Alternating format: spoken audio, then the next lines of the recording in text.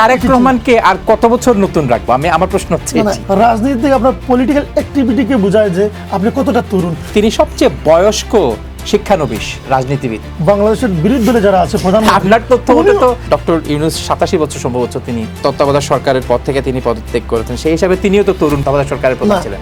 সেই অ্যাঙ্গেলে উনার যদি তিনিও তো উৎফুল্লভাবে রাজনীতি উনি যদি উপভোগ করতেন, জনগণের মধ্যে যদি সমালোচনার জন্ম না দিয়ে কাজ করতেন, তাহলে হয়তো তরুণ বলা যেত ওনাকে। বা উনি নিজেই বলেছিলেন যে আমি তরুণ। তারেক রহমানকে আর কত বছর নতুন রাখবো? আমি আমার প্রশ্ন হচ্ছে রাজনীতিতে এজ নতুন এই তরুণ বোঝে না। রাজনীতি আপনার পলিটিক্যাল অ্যাক্টিভিটিকে বোঝায় যে আপনি কতটা তরুণ, কতটা উজ্জীবিত, কতটা স্পিড আছে আপনার মনের মধ্যে, কি কাজ আপনি করতে পারবেন, মানে সেটাই তো। ঠিক আছে, তিনি তরুণ প্রধানমন্ত্রী, কিন্তু তিনি সবচেয়ে বয়স্ক শিক্ষানবিশ রাজনীতিবিদ। কারণ তিনি দীর্ঘ 1991 সাল থেকে শুরু করলে 35 বছরেরও অধিক তিনি শ্যাডো করেছেন তার মাকে। তিনি একটি রাজনৈতিক দলকে নেতৃত্ব দিয়েছেন এবং এক সুযোগেই প্রথমবারের মতো এমপি হয়েছেন, প্রথমবারের মতো প্রধানমন্ত্রী হয়েছেন। কিন্তু এর আগে তিনি দীর্ঘ 35 বছর শিক্ষানবিশ রাজনীতিবিদ হিসাবে ছিলেন বা শিক্ষানবিশ নেতা হিসাবে ছিলেন। সেটাই আমি বলছি, দেখেন উনি যেভাবে উজ্জীবিতভাবে কাজ করতেছেন, ঠিক তদ্রূপভাবে বাংলাদেশের বিরোধী দলে যারা আছে প্রধানমন্ত্রী, আপনার তথ্য মতে তো ডক্টর ইউনূস 87 বছর সম্ভবত তিনি তত্ত্বাবধায়ক সরকারের পদ থেকে তিনি পদত্যাগ করেছেন, সেই হিসাবে তিনিও তো তরুণ তত্ত্বাবধায়ক সরকারের প্রধান ছিলেন। সেই অ্যাঙ্গেলে উনার যদি উৎফুল্লভাবে রাজনীতি উনি যদি উপভোগ করতেন, জনগণের মধ্যে যদি সমালোচনার জন্ম না দিয়ে কাজ করতেন, তাহলে হয়তো তরুণ বলা যেত ওনাকে। বা উনি নিজেই বলেছিলেন যে আমি তরুণ, এরকম উনি বক্তব্যের মধ্যে দিয়ে আসতো। উনি যখন চিটাগাঙ্গে বক্তব্য দিয়েছিলেন, মনে হয়েছিল যে উনি খুব ইয়াং ভাবে কথা বলছেন।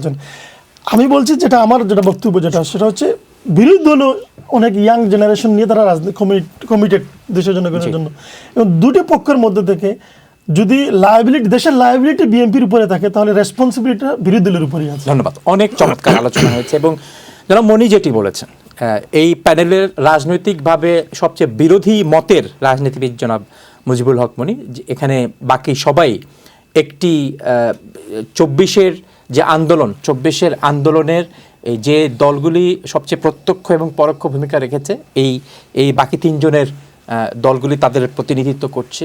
এবং জনাব মনি ছিলেন সরকারি দলের অংশ, তখনকার জোটের অংশ। শেখ হাসিনার নেতৃত্বে তারা সরকারেও ছিলেন এবং শেখ হাসিনার নেতৃত্বে তাদের নেতারা মন্ত্রীতেও ছিলেন। এবং তিনি যেটি বলেছেন যে নির্বাচনের পর বাংলাদেশের স্বার্থে এ ধরনের একটি গণতান্ত্রিক ট্রানজিশন প্রয়োজন ছিল, এবং এই ট্রানজিশনের যে পথে যে বাংলাদেশ, সেটি হচ্ছে সবচেয়ে স্বস্তির। কিন্তু আরেকটি গুরুত্বপূর্ণ বিষয় দর্শক, যেমন তারেক রহমান 16-17 বছর 2008 থেকে শুরু করে 2025 পর্যন্ত 17 বছর, এবং তিনি এখানে ছিলেন, যুক্তরাজ্যে ছিলেন।